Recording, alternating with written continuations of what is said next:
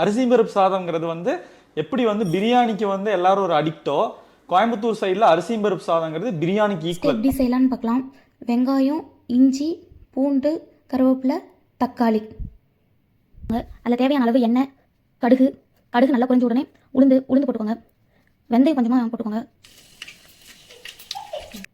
இது எல்லாமே நல்லா பொன்னிறமாக வந்தோடனே வெங்காயத்தை போட்டு நல்லா வதக்கிக்கோங்க.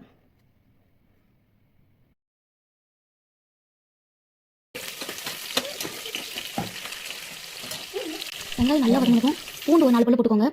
பச்சை மிளகா, கருவேப்பிலை இதெல்லாமே போட்டு நல்லா வதக்கிக்கோங்க.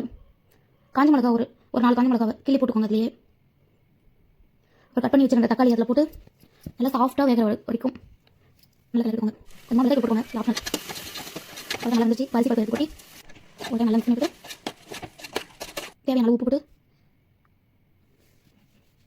நான் ஒரு கப் அரிசிக்கு 2 கப் தண்ணிக்கிறேன். ஒரு கப் அரிசி 1/2 கப் பருப்பு போட்டுருக்கேன். நல்லா தண்ணிக்கிறேன்.